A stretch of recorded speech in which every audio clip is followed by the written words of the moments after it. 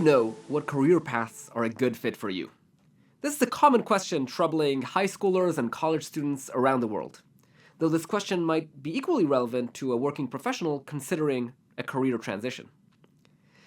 The internet and your local high school counselor are full of suggestions for career tests you can take, which ask you some questions about yourself and tell you what are the top careers for you. Sadly, these tools don't fare well when tested empirically.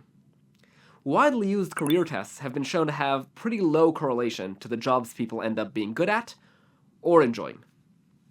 Another popular piece of advice is to think about your career a lot, make a pros and cons list, and just generally reflect on what you're looking for. It's true that some amount of self-reflection helps.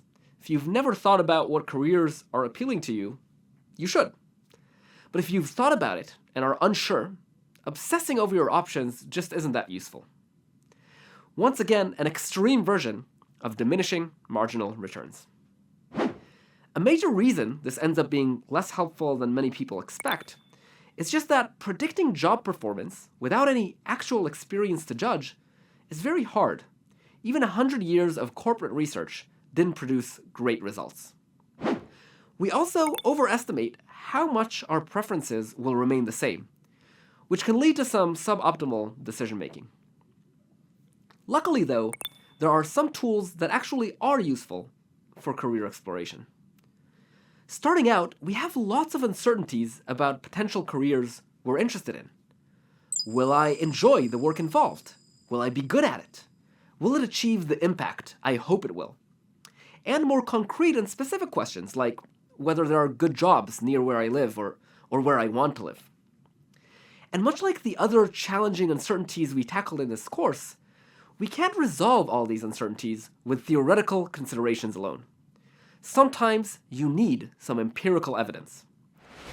That's why the potentially most effective tool is practical experimentation. Try out some part of the career you're considering.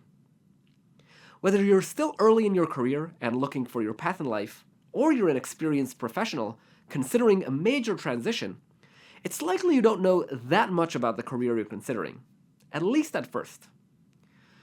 While theoretical speculation only explores how we feel about the way we imagine a certain type of work, which can be very unreliable, actual experimentation can help us find out quite quickly whether the reality lives up to our expectations, or even ends up exceeding them. People will often take on a new hobby and find out a lot about whether they enjoy it or are good at it within a few days or weeks. But to do so successfully, we must, like in other endeavors, be cost-effective. If we're not great at predicting whether a career will be fulfilling for us from first principles, and we spend years or decades testing out the first idea for a career we're excited about, we haven't really taken advantage of the benefits that practical experimentation can provide.